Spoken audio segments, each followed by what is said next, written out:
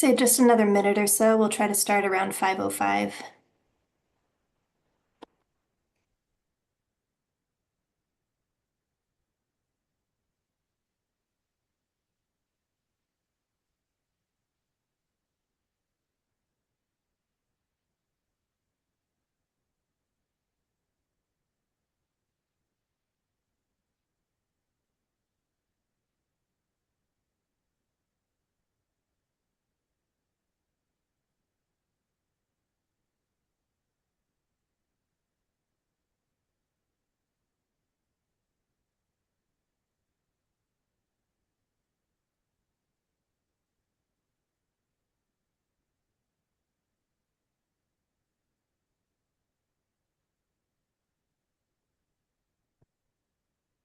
All right, so I think we're probably at a good place to begin. So thank you so much for joining us to talk about Tisbury's housing production plan. My name's Olivia, and I'm a community planner at Barrett Planning Group. I'm joined by Judy Barrett, Principal and Managing Director at Barrett Planning Group, and my colleague Laurel, who will be assisting our group activity. This is the first community meeting for this plan out of three, and we'll be discussing your vision and goals for housing. So to begin, we'll review what a housing production plan is and some preliminary findings from reports already published about your town. We'll then have a group activity to learn more from you about what's working and what's not working in Tisbury's housing, and begin to identify a community vision and goals before we wrap up. So during the presentation portion of the evening, if you could just hold your questions and comments until we get to the group activity, we'd be more than happy to answer your questions. We just want to get through some of the information first. So let's start with what a housing production plan is. A housing production plan is one of the state's tools to help communities reach the goal of achieving a 10% minimum affordable year-round housing. So you'll hear me mention 10% goal throughout this presentation. And basically, the state has a goal for every community to have 10% of their year-round housing stock be deed restricted to affordable year-round housing. Through the process of developing an HPP, a community can better understand what kinds of homes are needed, what barriers are keeping the town from meeting those needs, and set goals to increase diverse housing options like multifamily housing and congregate housing. HPPs have a 5-year lifespan designed to help communities meet those goals and reach 10%, while also guiding development to match your town's values and policies. The housing production plan itself is pretty standardized and based on 3 specific elements: a housing needs assessment, specific affordable housing goals, and implementation strategies. For the housing needs assessment portion of the plan, the town reports information that can affect housing needs, such as demographics, what housing is currently available or in the pipeline, an analysis of land use regulations and zoning, and ultimately the section identifies barriers to housing production, or what stands in the way of creating more diverse housing. The affordable housing goals section requires specific numerical goals for annual housing production that would lead to the 10% goal within 5 years. It also includes more qualitative goals, such as encouraging a variety of housing types and providing actually affordable housing to people with low or moderate incomes. These goals are focused on creating affordable housing for households earning 80% area median income, also known as 80% AMI, or less. So in Dukes County, 80% AMI for a family of 2 would be a household earning $83,400, or for a family of 4, the household would be earning $104,200. The final element of an HPP are implementation strategies. There are 5 strategies outlined in an HPP that are required by the state and designed to help communities work toward the 10% goal. Communities need to think about what changes in zoning they're willing to make to allow housing growth and more diverse housing options. Identify what areas in the town a comprehensive permit would be encouraged, meaning what parts of Tisbury you want to see development. What municipally owned land can be used for affordable housing. Fuck. and ways to work regionally to meet housing needs. Oops. Once a housing production plan is adopted by a town select board and planning board, it's sent to the Executive Office of Housing and Livable Communities, which is also known as EOHLC, for approval. The EOHLC will only approve a plan that has identified these 5 local actions. So now let's look at some recent work that's been done in the community that will inform the plan that we're working on. In 2024, the Martha's Vineyard Commission conducted a housing needs assessment for the whole island. It's a generalized report that provides an overview of housing needs for Martha's Vineyard. It identified a disparity in year-round versus seasonal housing, a loss of naturally occurring affordable year-round units, and the contributing factor of a growing population in all 6 towns on housing needs. Throughout the report, there are specifics for each town. Tisbury currently has the highest poverty rate on the island for both the general population and those 65 and older, at 11% and 10% respectively. It's also experienced the most housing growth between 2012 and 2022, and over a third of its housing stock is renter-occupied year-round housing, making it the highest renter-occupied town on the island. Our firm, Barrett Planning Group, just recently completed an island-wide zoning analysis in 2024, which provides a review of each town's zoning bylaws and identifies limits created by the bylaws on housing production. Some key findings for Tisbury are that currently the ADU bylaws are not in compliance with the state's Affordable Homes Act by requiring a special permit. The town's zoning also limits how many unrelated people can live together in a single-family dwelling to no more than 5 people, which poses challenges for creating employee housing and raises concerns of violating fair housing. And third, the bylaws on multifamily development are confusing and create barriers to people applying to develop multifamilies in Tisbury. Another important document is Tisbury's last HPP, which was adopted in 2018. Tisbury is one of 3 towns on the island that actually adopted their HPP, while the other 3 had the HPP drafted but never adopted it. The Tisbury plan expired in 2024, which is why the Martha's Vineyard Commission brought us on to help create another HPP. Looking at the 2018 plan, some highlights are that over half of the year-round households in Tisbury have an income at or below the 80% area median income, with more than 60% of these households severely cost-burdened, which the state defines as households spending more than 50% of their total income on housing. The report also projects an 11% population increase between 2010 and 2035, and calculates that the income needed to afford a 2016 median single-family home at $175,000, while the median household income in Tisbury is only $42,727, which is a big disparity in affordability. Ultimately, the HPP identified the need for more year-round rental housing, especially for households with up to 30% area median income, more affordable home ownership opportunities, and an increase in housing types, such as more affordable multifamily housing and housing for seasonal employees. This is a table that shows all 6 towns' current subsidized housing inventory, which is also referred to as SHI. So Tisbury actually has the most SHI units of all 6 towns and has achieved 5.81% of their 10% goal. So this means that out of all the year-round housing units on Tisbury, 5.81% count towards your town's 10% minimum. To the right, you can see the 1- and 2-year goals. These are goals based on the year-round housing unit count reported by the census. So if a community achieves these goals, they can request safe harbor from the state.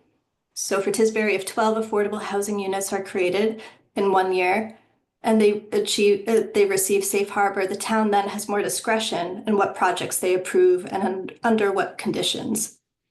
After 1 year, the town would no longer be covered by the safe harbor unless they hit their 1- or 2-year HPP target again, or reach the 10% minimum. In the bubble to the right, you can see what Tisbury had as of their 2018 HPP, which was 109 SHI units, and they had achieved 5.5% of year-round housing restricted to affordable units. So we've been working on getting more details like bedroom counts to better understand what kind of units are part of your SHI. So this table shows that Tisbury has SHI affordable and age or disability restricted housing, which is shown on the top row, as well as just a SHI affordable with no age or disability restriction on the bottom row.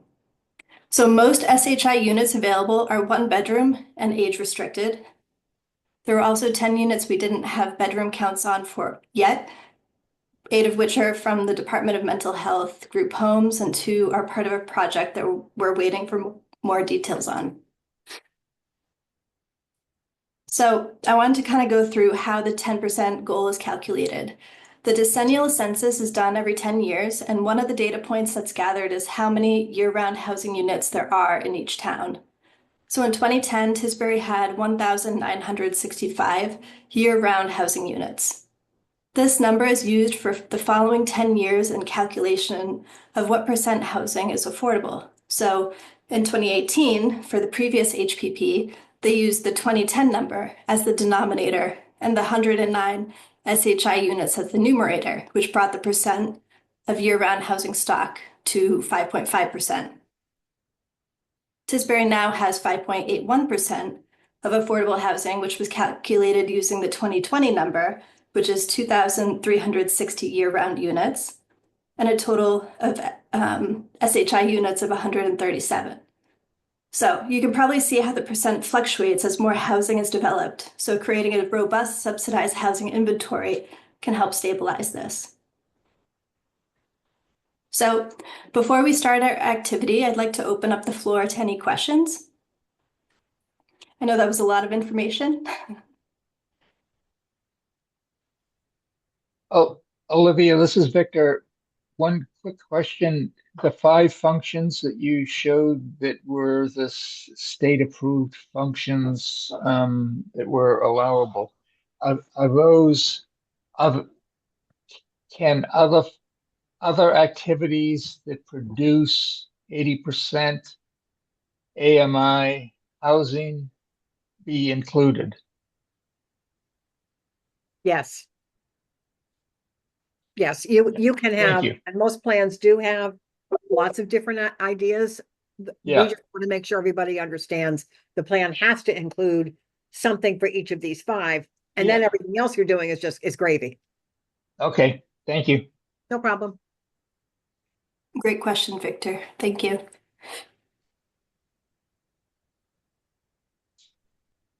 Are there any other questions swirling around for people? Can I ask a question? Can you hear me? Yes. Yep. Yeah. So this is a state, this does not sound like a state requirement because it doesn't seem like it's been enforced by the state. Is that correct? It is not a state requirement. It's a state goal to achieve the 10%. So it would seem to me that we're never going to get there unless it becomes a state requirement. Wouldn't you think? Like they're doing with the MBTA. Well, There we have are, yeah. 65 communities that are over 10%. Some of them are cities, not all of them are. So not necessarily a requirement. The extent to which it becomes a requirement is if you're not at 10% and a developer wants to build something in your community under a comprehensive permit that you don't want, then, it's very hard to turn it down. Whereas if you're over 10%, you have more control. Right. Thank you. No problem. Olivia, Judy, this is Xerxes. I had a question regarding the comment you made about the 5-person rule. I have a project now that's somewhat in the crosshairs of that.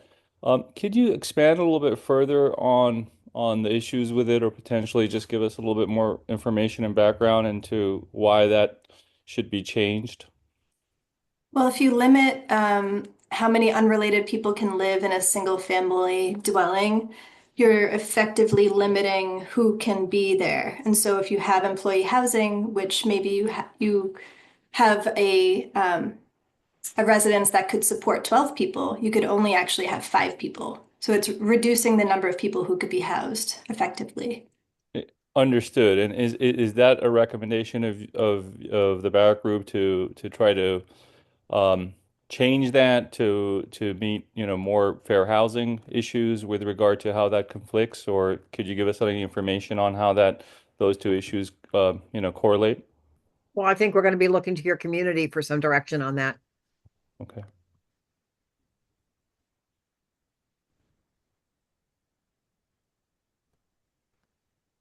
Great question. Thank you. Are there any others before we move on to the group activity? I got a question. Sure. So when we're talking about the 5 strategies that need to be included in the housing production plan, is the housing production plan something that's required by the state?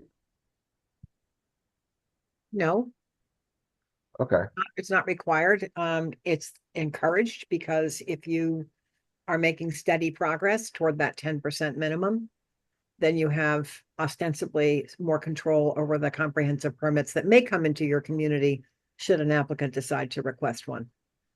the town has chosen to put together a housing production plan, and since we're doing that, it has to meet certain requirements. Yes, that's correct. Okay, thanks.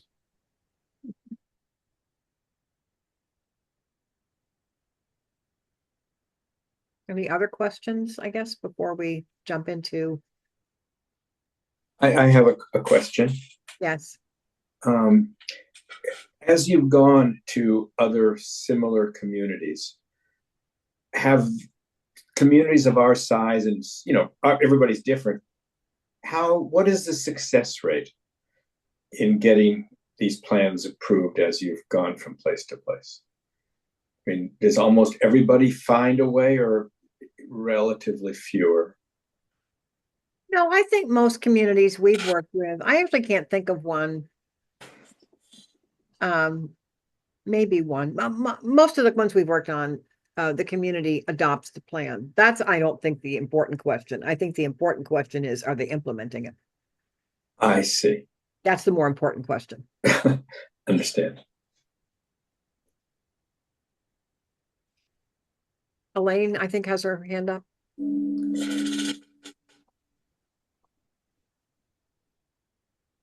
Elaine, you're on mute, just so you know. If you're trying to speak, we don't hear you. Or maybe she took her hand down. I'm sorry. There we are. Did you have a question or a comment, Elaine, before we Yes, move I on? did. Yes, I did have a question. I'm sorry. Okay. How successful are developers who use a 40B? I mean, it's like twisting an arm in a town, and it's not very friendly. But does the state acknowledge it and support that kind of activity if they feel it's necessary? The state generally doesn't.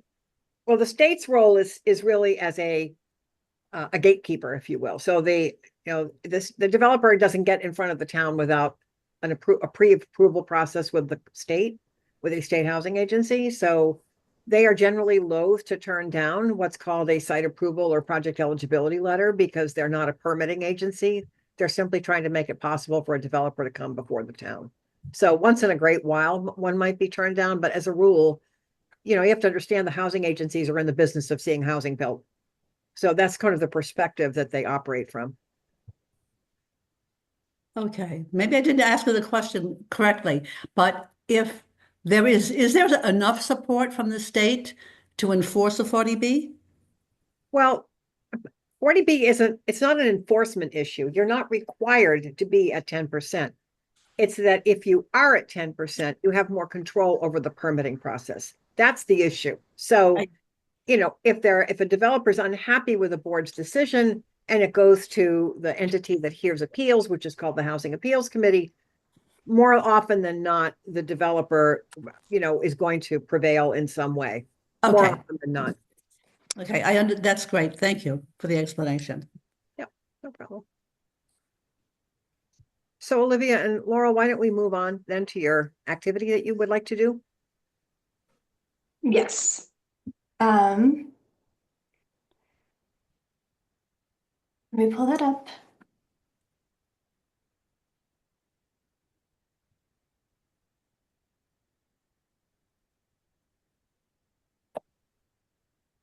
I also want to I'm looking for um, I'd like to share the social pinpoint. Maybe Laurel, you could maybe add that into the chat so that people can Yes. also look online and pull up one of the documents that I'd like everyone to be able to see. But in the meantime, Sure. I'm going to share screen. So what I just put in the chat is the project page for all of the towns on Martha's Vineyard that we're doing HPPs with, but there's a specific Tisbury page that you can navigate to on the right-hand side. Okay. So it's the site we're maintaining for all 6 plans. And one of the reasons I wanted to share that is because you'll see, assuming you can see my screen, which I think you can, there Yes, we is can. a document with the goals and strategies from Tisbury's previous HPP that you can pull up on your own screen if you're interested. And it would be on the Tisbury webpage through that link. So if you, like Laurel said, go to the right side, click on Tisbury, you'll see some documents. This is one of them. We can also click through it. If anyone has questions, we can look at it together. So the idea with this activity is that we'd really like to understand what's working well and what's not working well in Tisbury. And that can then inform what vision you have for housing at its best in Tisbury. And then we'd like to also talk about some of the goals that you have, which you may refer to the previous plan, see what was done, what wasn't done, and just think about what you'd like to see in the future. So I think I'm gonna zoom into the first square here. So if you could think about what is working well in creating affordable housing, we can add your notes onto this square. And so you can think about like zoning, if that's working well, certain bylaws, projects that are coming up that you're excited about. So we're going to be adding the text, yes, for people. Yep. So you And guys so, tell yeah, us an answer and we'll put it up for you. exactly. Laurel is gonna add it to these sticky notes so we can all see it together. What's working well for housing creation in Tisbury? There must be Yes. something working well. You get to tell us what's not working well later. We want to know, first of all, what's working. Well, I mean, I'll jump, I'll start, and I'm sure there's a lot of ideas, but the fact that the annual special town meeting in December passed bylaws, zoning bylaws that provided for accessory dwelling units is a potential resource. They passed bylaws that had to do with short-term rentals that I think can be part of a tool that is used with the housing vacancy rate that we have on the island and in the town in particular. I think we've worked well with the Island Housing Trust. It's a great resource, and this, which has some project underway in the town to do the approval process. And I think that the Community Preservation Committee has been supportive overall of providing resources for housing developments. I'll stop there. Thank you. Thank you, Victor. Others, what's working well?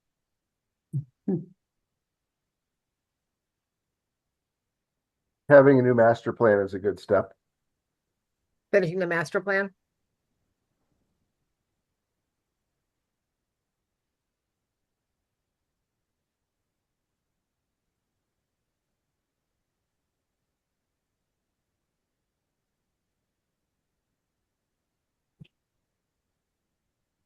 I think I would have to echo what Victor said, that Island Housing Trust has independently, not particularly with the town's assistance, but has pursued and has listened to abutters and put in projects that are become acceptable. So I think they're a good role model for us. Island Housing Trust? Yeah. Okay.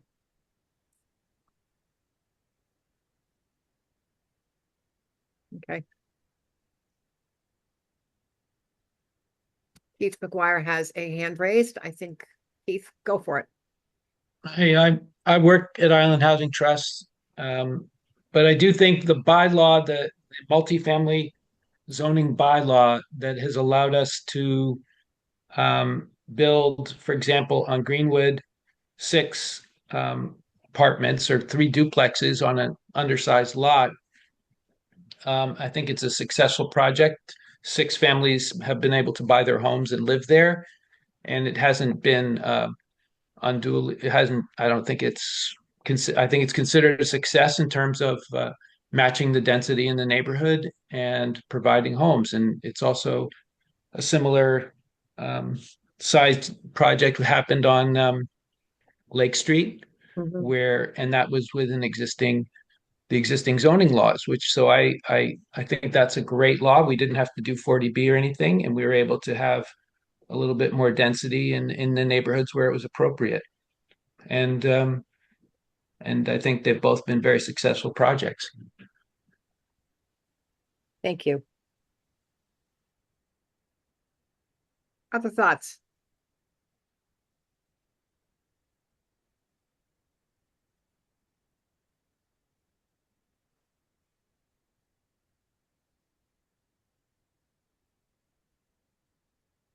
You want to move on to the what keeps us from? I don't want to speak up here, but if they don't have any more to add. And we can always go back if something pops up in your head. So it's just a square away. That's a good point. Yeah. So now we can talk about what you feel is keeping Tisbury from creating affordable housing. What's not working well in housing?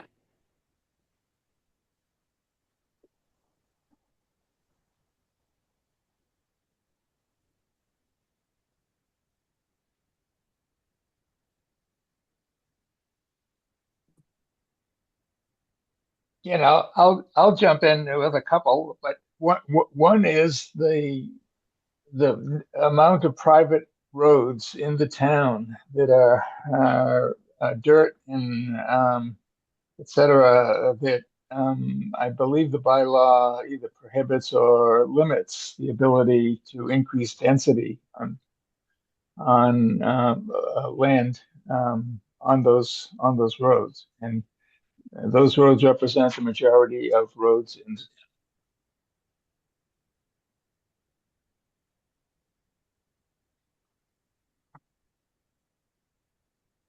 Thank you, Victor. Yep, go for it, Brooke. Limited wastewater capacity. Yeah. Yeah. Yeah. I see Philippe and I see Ben. Maybe start with Philippe. Yeah, Brooke mentioned, oops, sorry. Hold on.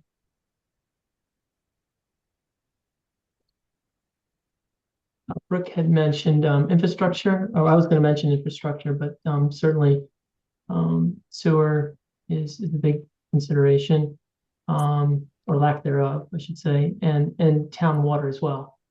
So those can impact what can be done in certain areas, and the impact on the environment as well. So those are challenges that we have.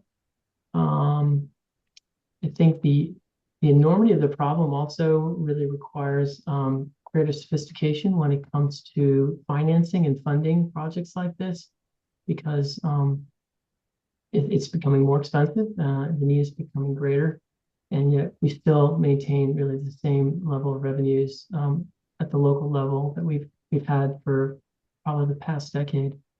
So it's obviously very challenging in that sense to be able to do more. So those are two challenges that I would suggest. Thank you. And Ben, you have your hand raised. Yeah, thanks. Philippe was touching on it, cost of land, cost of construction, and the increasing cost of housing, the affordability gap.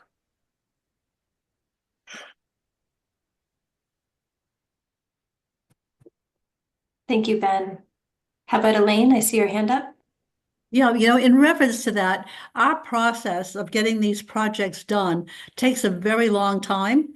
And every 6 months, the cost of a project is increasing. And it'll take many times a year and a half, 2 years for these projects. And in the meantime, we're dealing with escalated costs. We need a more streamlined process to get these things through. A lot of good ideas in there. Cersei's? Yes, I would say I would reiterate what Elaine said. I'm a developer trying to get a few projects done in the town, and it seems quite arduous in going through the process. One of them has taken multiple years. I think we're on year 3 or 4. And that just creates a lot of barriers in terms of carry costs and etc. So a more streamlined, supportive type of endeavor by the town would be very helpful if the goal is to increase housing, which I believe it is, for year-round types of solutions. Great, thank you so much. Yep, Brooke. The zoning bylaws are overly restrictive.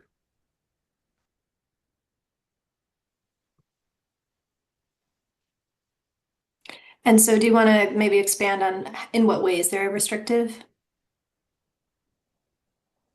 Well, yeah, I mean, multifamily is only allowed in very limited places, and the density allowed for a multifamily project is limited based on the size of a lot to be a very small number of units. And even just the definition of a multifamily dwelling in the bylaws is restrictive, right? Like each unit needs 2 direct entrances to the outside and its own dedicated yard and its own dedicated parking. Like, Right. a multifamily, housing as a lot of people would think of that, like an apartment building, for example, isn't allowed at all in the Right. current bylaws. Yep. Thank you. Thanks for expanding on that. How about Henry? Oh, you're muted. Let's see. Henry, we can't hear you. Okay, you hear me now? No? Sorry. Yeah. Okay. We have a municipal housing trust, which is relatively inactive and possibly underfunded if we wanted to do more ambitious projects. The short-term taxes that we get from our summer programs go into our general fund, and none of them, as far as I know, are going directly into our municipal housing trust, so that it reduces if we have the projects we have. If we need to subsidize, for example, housing for people, we don't really have very much that we can subsidize with. All right. Thank you, Henry. Did I see Ben's hand? It went down, maybe. Yeah, I took it down because I know we're not supposed to be debating these points, but I would just point out, I think the overly restrictive zoning needs a little more nuance because some of the things that were stated that aren't allowed are allowed if you deed restrict your units. And the whole idea here is to create deed restricted SHI qualifying units.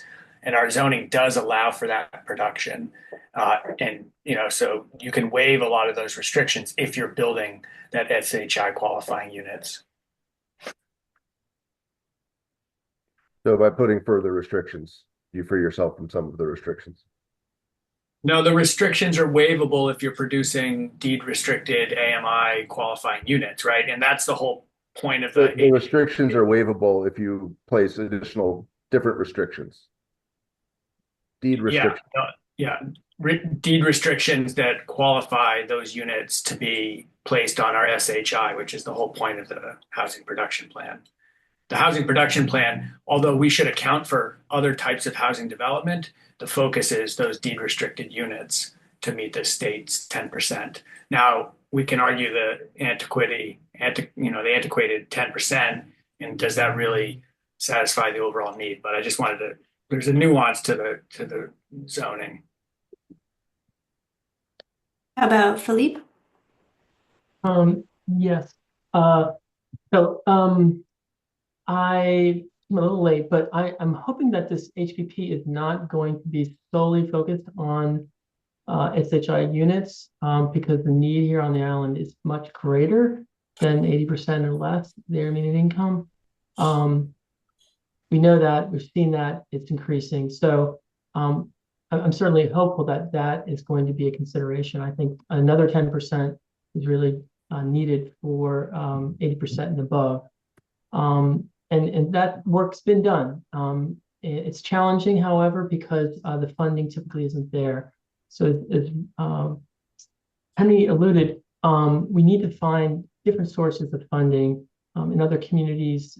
General funds justified by short-term rental taxes have been used to serve those needs.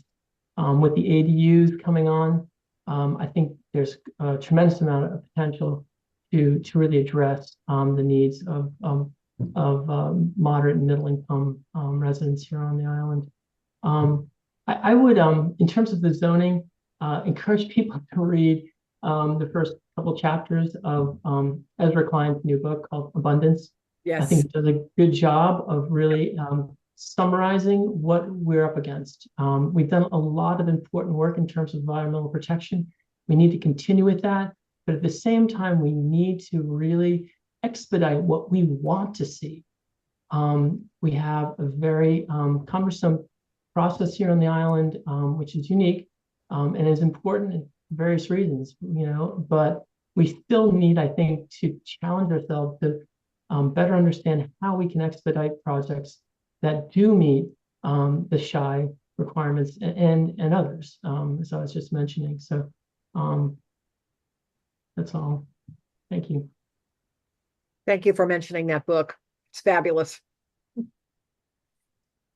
Ben? Yeah, I mean, one thing that's not working well is that, we currently have a large majority of our residents live and own their homes or maybe renting long term. And they would all qualify for the income restrictions because of our income levels in the town.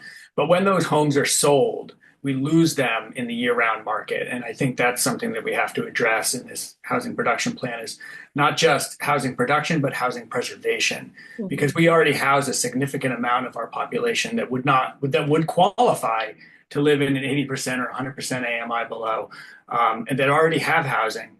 But the housing property values, when they sell their home or the home turns over, renters lose their housing and people lose their housing. And so I think that's an important piece of housing preservation as part of the plan.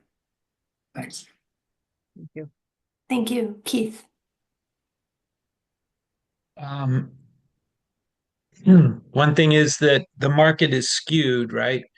So it's better to have the market work for you than to be working for the market, that idea. So the short-term rental market on the island has put the competition for units into overdrive. So affordable housing has to compete with extremely financed investors, and that's very hard to do. So 20 years ago, with no Airbnb and without easy kind of streamlined ways to do short-term rentals, there was a lot of accidental affordable housing and a lot of kind of casual affordable housing. And because of these platforms, those things have been squeezed out. And so the issue of long distance landlords, investment landlords, as well as short-term rentals are making it hard to have affordable housing. Thank you. Victor? I think Keith is right, but I think that we also, and maybe this is, if you have a section on opportunities, it falls in that category because it's something that we started talking about in the Affordable Housing Committee. The, the bylaw that passed, the zoning bylaw that was approved, limits the total number of nights that a short-term rental can be made available. That creates an opportunity to begin to think about programs that convert short-term rentals into long-term rentals with some incentives. And there are programs that do that. That's being considered. Laura has talked about this in Chilmark, and it's in, I believe, Nantucket or Provincetown. It's in other communities.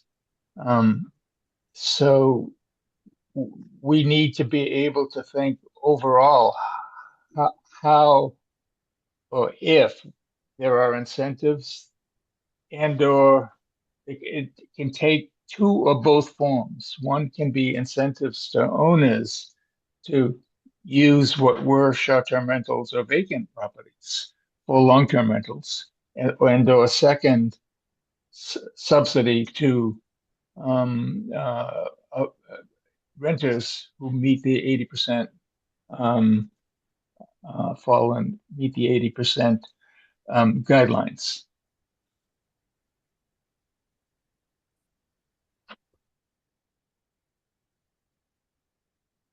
Thank you, Victor. And I saw that Laurel added some of that to our goals, which is great.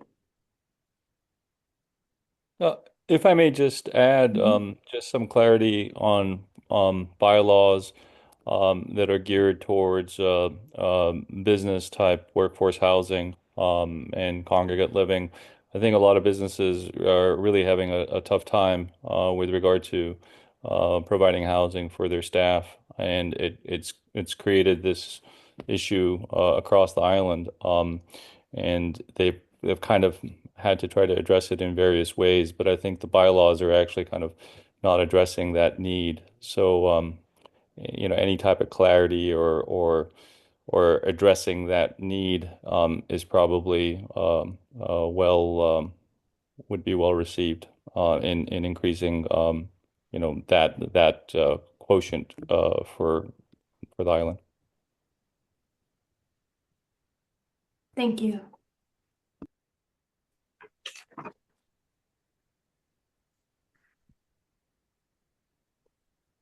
Are there any other things that are coming to mind for what's not working for housing? This is a pretty full board, which is amazing.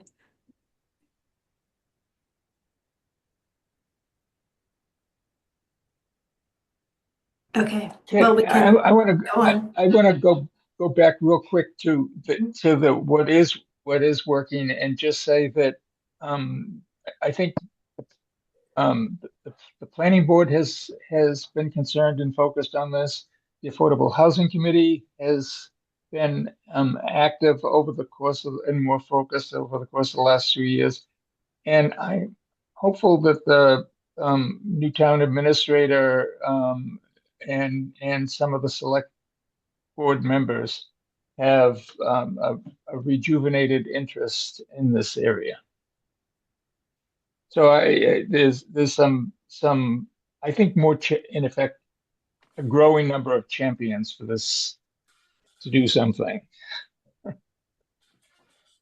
Well put.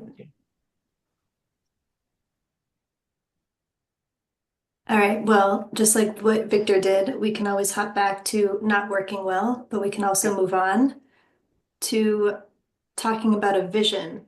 So this is intended to kind of generate ideas for what housing looks like at its best in Tisbury. What would you see if Tisbury had all that it needed for housing? I think in order to support diversity in the population, you need diversity of different housing types. So a good mix of single family homes and townhomes and multifamily dwellings. Thank you. Henry?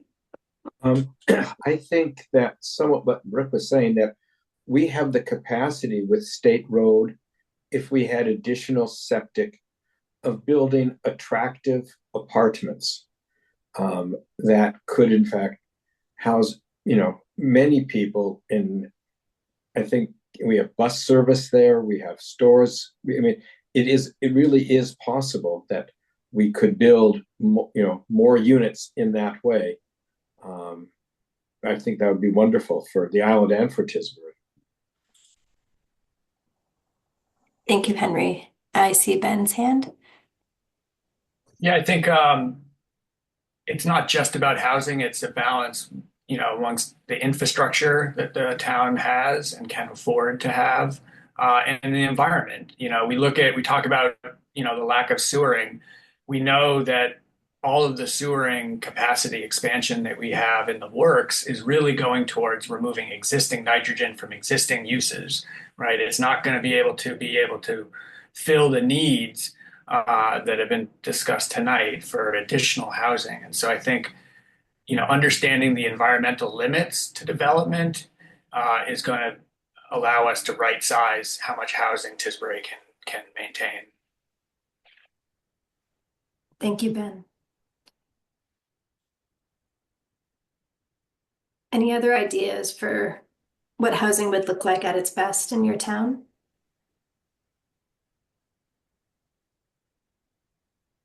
Keith? At its best, it's going to be ecological. To Ben's point, it's not only going to have a small impact on the environment, it's actually going to help heal the environment, and it's going to set an example for what can be done in terms of impact on the environment and on the community. So that means, yeah, ecological, sensitive, and smart housing. Thank you. Ben? I think also we have to think about in the diversity camp, income diversity, so that home ownership is attainable at most income levels. Something that we should better understand is how do you create condos on lots that can handle more than one unit, so that there's attainable ownership, because ownership is really key to building community roots and raising generational families. And so I think that's an important piece of it, attainable ownership at different income levels. Sorry, other people have their hands up, but I appreciate Ben adding on, income diversity to what I meant by diversity, and also just household size. You need housing for single person households, not just for 4 or 5 person households and families. So income and household size. But like adding on to what others were saying about the environmental balance, which is really important. It's not just about groundwater and nitrogen and wastewater, but also carbon footprint and global warming and air quality, right? And building more density and in building in walkable, bikeable areas with access to amenities and transit is less environmentally impactful than building housing in more remote in greenfield locations. That's Brooke. And I see a new hand from Tristan, if you want to go next. Yeah, thank you. Interesting meeting. A couple of things I want to maybe two things. One, I wanted to add on what Brooke was saying. Brooke just said maybe more forcefully that when we develop, there are areas of town that probably look more appealing than others, but we also have a wonderful natural environment of trees and animals and recreation and things that are of incalculable value, so that the scope and scale of development really needs to, I think, take that into account, along with transportation, so that the footprint of vehicles, it maybe is somewhat reduced. I also want to add, and this is back in the day, I was on the IHT, and I think I was a minority opinion, but I'm going to add that if the economy goes south, which, over 20, 30 years, you have good times and bad times. If there are houses that are in foreclosure and are affordable, that we also ought to look at buying them. I know we like building new. We like all the, the LEED standards and all of that, and that's important. But, when there are other opportunities, people just want to be in a home. And whether they have a radiator or some new more environmentally friendly method, which is certainly preferable, but people just want to be in a home. So I think that we need to look at that aspect of it as well. And interesting meeting. Thank you, everybody.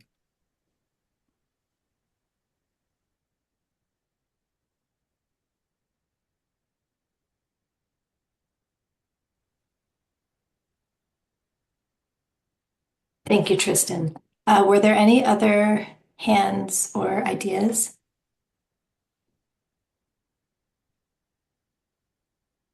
Well, I guess if we're going to talk about our vision for housing, it's to maintain the small scale village appeal of our neighborhoods. I think that's an important point about why people want to live in Tisbury is it's walkable.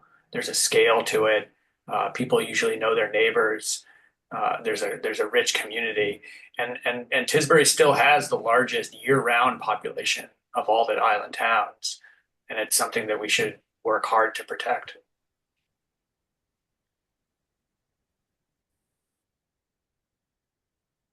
Thank you, Ben.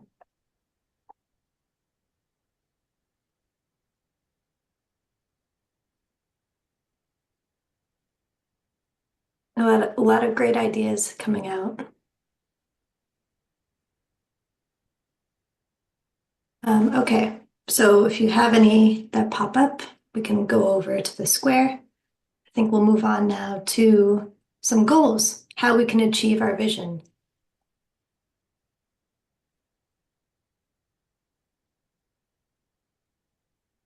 What are some of the things that the town could implement to get to where you want to be? Victor, I see your hand up.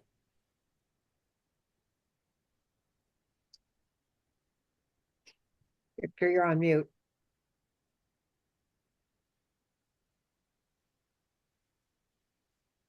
You're still on mute, Victor. Sorry. It's okay. The Affordable Housing Committee, I'd just like to get some of the discussion we've had in that committee listed here, has talked about several goals. One we've mentioned about the incentives relative to perhaps doing a pilot to convert, say, 5 short-term rentals to year-round rentals. Another would be with the accessory dwelling units. Are there incentives possible to create an accessory dwelling unit with a deed restriction for affordability? Or in that. Are there potential to do something like the covenant program in Nantucket by dividing lots to create deed restricted units for purchase and or rental. And the final would be consistent with the points that have been made about I think Tristan was making relative to we have a pretty robust existing housing stock, a lot of which is only seasonally, if that, used. we have an aging population and larger houses, are there ways in which those resources, again, by creating some incentives,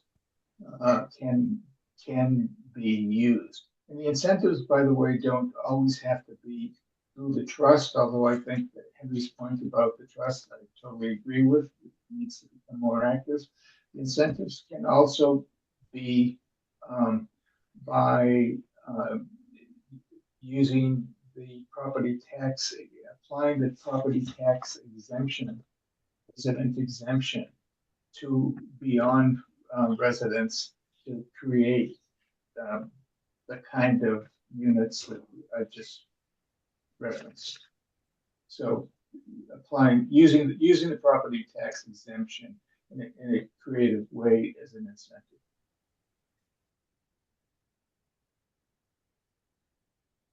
Thank you, Victor, for those ideas.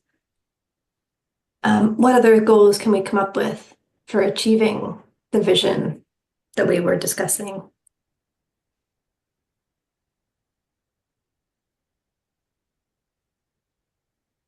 I would add that, I think there's an economic reality to trying to add housing and also meet the need of various categories of income. And one of the methods that's often used is when you have a market rate development of larger scale, a portion of those houses can be attributed towards the pool of affordable housing. And that's a way of tapping into the economic reality of what housing costs, which these days is starting at about $1 million plus, which is really unattainable for most starting households. So being able to use the market and market rate development to take, I think Boston used to do 10% or 12% of a project over 10 units to be able to utilize that to add to the affordable component, I think is a potential way of increasing affordable units in a economically viable way. Thank you, Tristan. Yes, I guess once I get going, I can't shut me up. One of the things that I was looking at, thinking about too, and IHT, I think really helped this over the last 20 years, but it's kind of sad that we're sitting here taking an approach talking about, on a global level, that we're talking about Tisbury when we live on an island. And I just, so I would just put, if to achieve our vision, I won't be alive, I guess, but that it really, the more regional we can approach this, and we do have some things where we are approaching, and I know there are examples where we are, but it's just, and when I walk around, you hear oh, well, such and such a town isn't doing their share, or our town is doing more than some other town. There's all that going on, and there's some truth in some of that. And if we had I know that we are doing some regional things, so I'm not implying we're not, but we really, 20 years from now, when I'm gone, I hope we're approaching this as a, as a one island approach. Thank you, Tristan.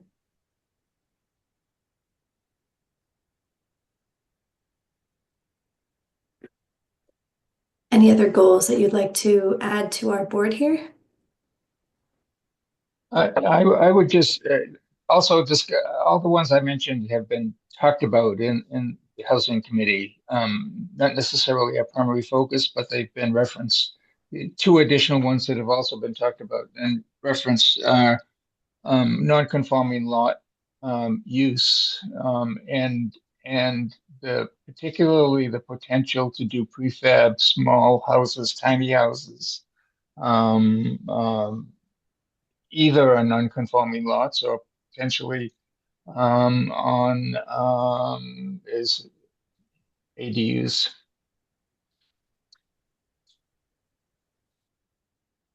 Great, thank you. Philippe.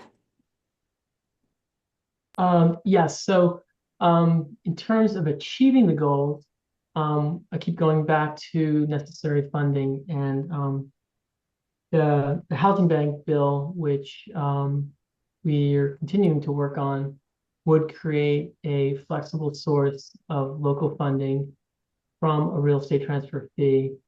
That actually, I think the goal was to utilize 75% of that on existing homes, buildings, in terms of making them year-round and or affordable.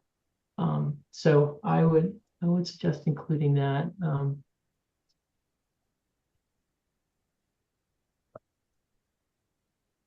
Great, thank you so much. Ben. One Oh, other sorry, thing, Philippe, yeah. there was also with the passage of the Affordable Homes Act, designation of seasonal communities. And I believe all the towns thus far have adopted that formally at annual town meeting. That also provides for provisions to provide preference to municipal employees. So that's also an area of growth, along with the ADU by right provision.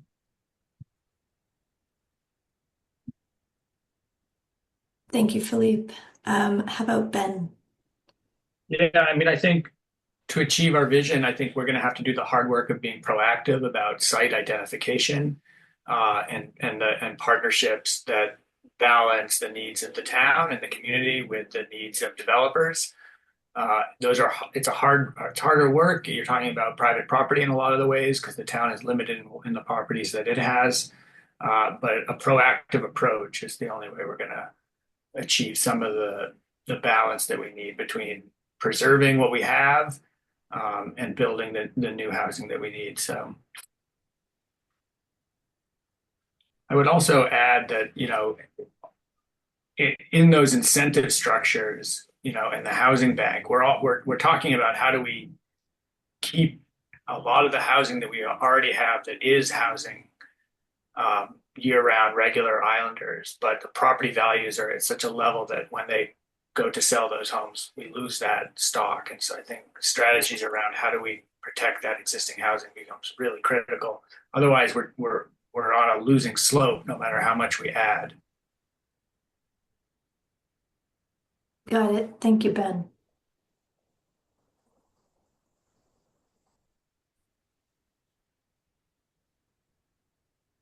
Keith. I wonder if we can pass rules the way New York City did to at least put a damper on Airbnb and long distance landlords that are putting a pressure on our market. So how can we look at how things can be done to prevent that kind of speculation?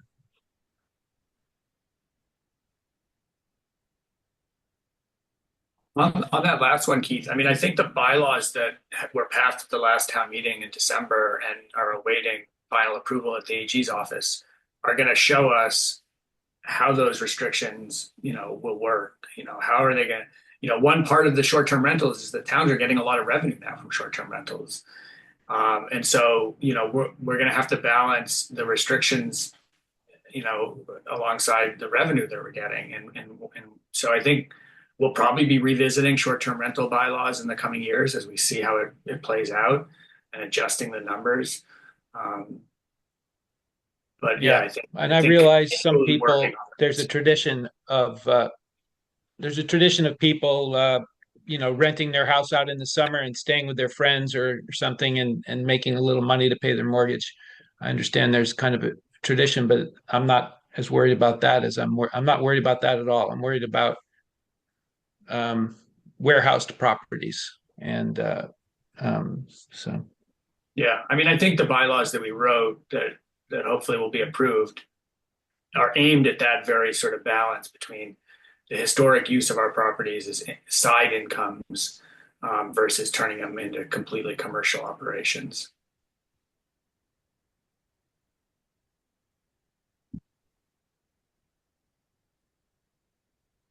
I think another thing that's going to help us achieve our vision goals is it's a soft skill thing or a soft society thing about, what do you need for housing on the island?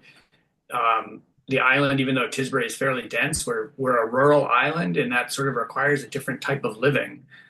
Usually it means you need a car to go to your job. You have clam rakes or bikes or other outdoor gear that you're storing. So I think thinking more creatively outside the box around how to share those resources that really add to the square footage of your home, whether it's a garage or a mudroom, that you don't really get when you're talking about 600 square foot sort of one bedroom apartments. So I think we have to be creative about how we can provide for people that are living in smaller footprints the same amenities that you might have with a single family home where you can spread out or you have a basement to store your gear, whether it's your windsurfing equipment, surfboards, bikes, clam rakes, all the rest that, is part of living in a rural place. Thanks, Ben. Philippe. So one of the major considerations that we have of the challenge is nitrogen loading in our coastal ponds. And as part of the housing goal, I think we have to acknowledge that and understand how we can mitigate those impacts through technology that has been advanced and used successfully. The town's really been a leader in terms of setting goals and requirements in terms of nitrogen, on-site nitrogen enhanced mitigation, but it's also working to address those problems as they on a pretty active basis actually, because considering everyone sells a house or is doing any major construction has to comply with these regulations. So I think it's a reality, and we should look at how we can address that, because it is a cost center clearly. If you have to do that type of work for say an ADU, that could really represent a large percentage of the budget. Brooke. Philippe, you just reminded me of an idea you shared with me like maybe a year ago about some sort of nitrogen credit exchange program. Like if a developer is developing housing somewhere and pays to replace old septic tanks somewhere else, closer to the water or in the same watershed, they could somehow get credit for that applies to their newer development. I thought that was a pretty smart idea. Like carbon credits or something. Right.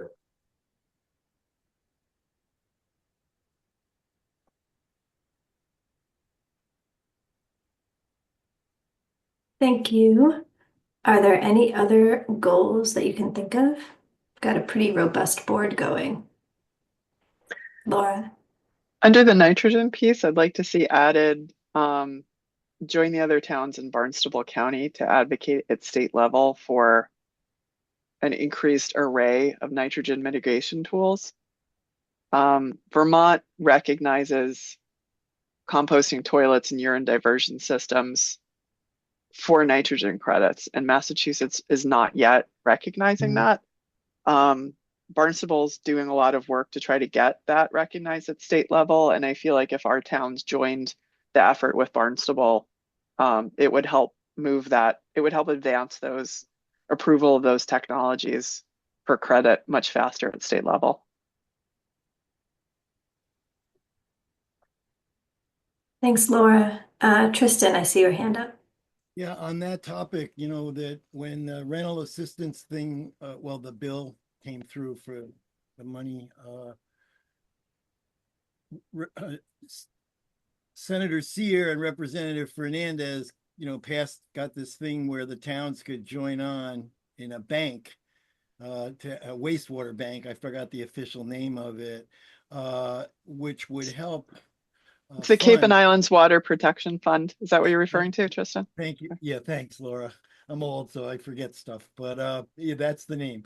And none of the island towns have been participating in this, and it's been frustrating. I think they don't trust. But if 6 island towns, if they're worried about, island towns versus Cape towns, first of all, that doesn't really work that way, because the dynamics on the Cape, there are big towns and little towns, but also there would be 6 towns. So, we would have a powerful, if that was a concern, say. So that's something that's been frustrating, and I'm putting that every time I get a chance to put the word out to lobby officials to at least try and look into this because it would certainly help.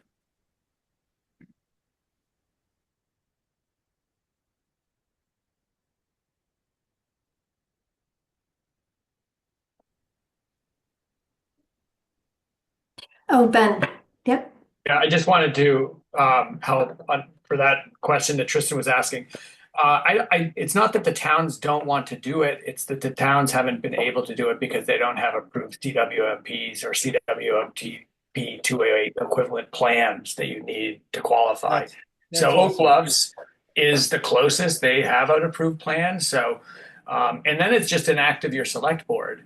But it is an additional 2.75% tax on short-term rentals. So again, we're going to that same pool that we may want to be reducing. So, but it's not that the towns don't want to do it. It's just that they have to work towards getting that by getting approved CWMP or 208 plans.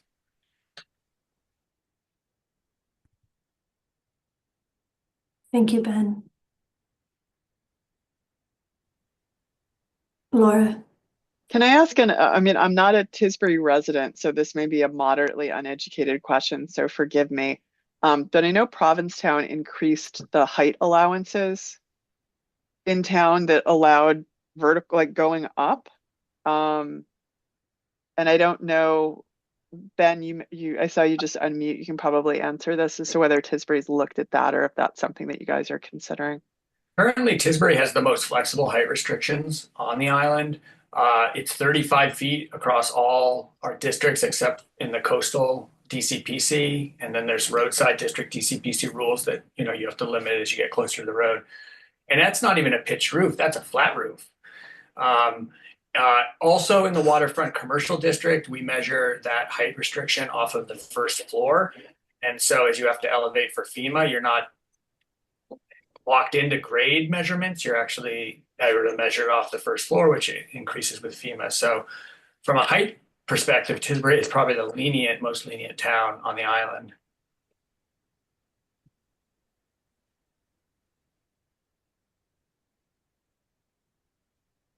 All right, thank you. We've made note of that. Something we can look into as well.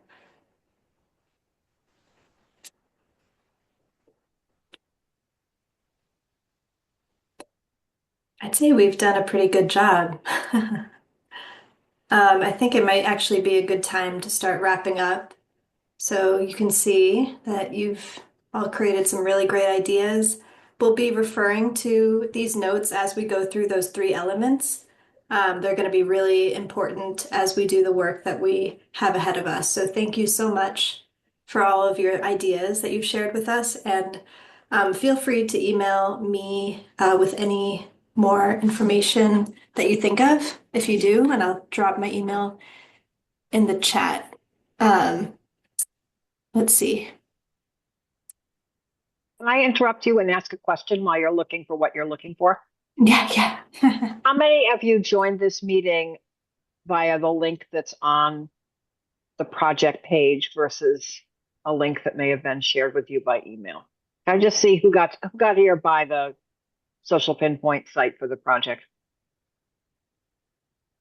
I would just note, Judy, that the link that was on, I think, the Barrett page didn't work at all. Right, that's what we heard.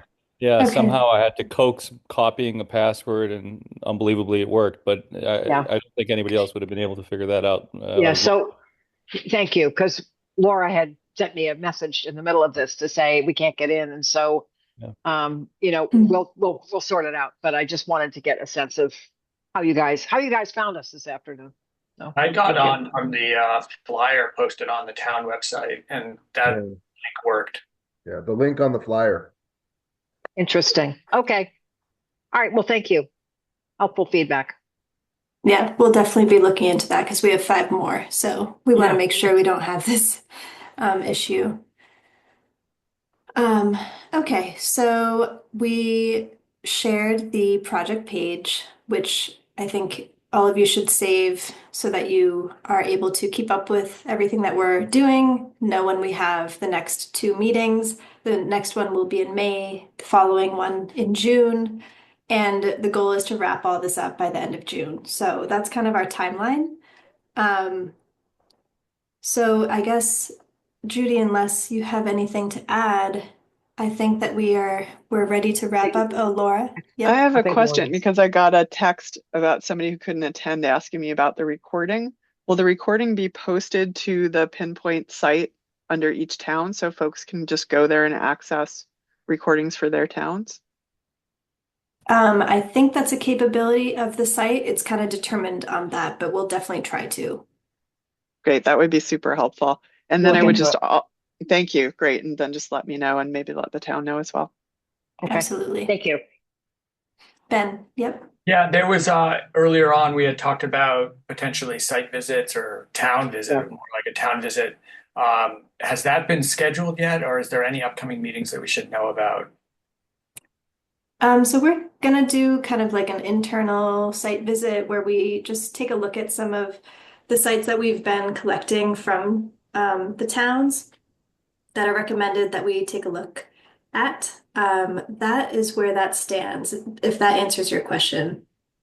Are you thinking, Ben, I Ben, are think, you asking, when are we going to be there? Is that what you're asking? well, I think, early on we had talked about being, proactive and looking at places where housing density or housing could be added. I don't think we're going to identify everything we'd look at over the next 5 to 10 years, but that proactive approach of sort of where housing could be developed, I think that would be very useful in developing a roadmap for the next 5 years.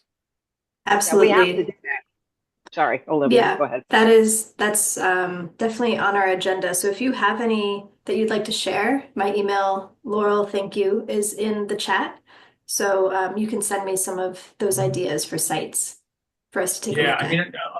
a lot of property, I mean, there's very little town land. So it's really building that partnership with property owners that may want to do something, and working through an approvable project with the town so that there's a predictability to like, okay, we'll develop at a certain level. We're going to offer certain things. The structure of it is organized in a way that, we're not waiting for a developer to come up with an idea and then we go, well, that's not the idea we thought we would get. I think that proactive approach needs to be started in more earnest than it has in the past. No, I think that's true. I mean, part of the planning process is to identify suitable locations that would be supported through a comprehensive permit or through some type of zoning change. So I think what we want to do is get a bit of an inventory pulled together before we go there so we can make some efficient use of our time. Yeah. All right. Thanks. Thank you. Thank you. All set? Yeah, I think so. Thank you so much again for your time. This was really invaluable information you've shared with us. So thank you again. Yep. We appreciate it. Thanks, everybody. Thanks, Barrett. Thanks. All right, thank you. Thank you.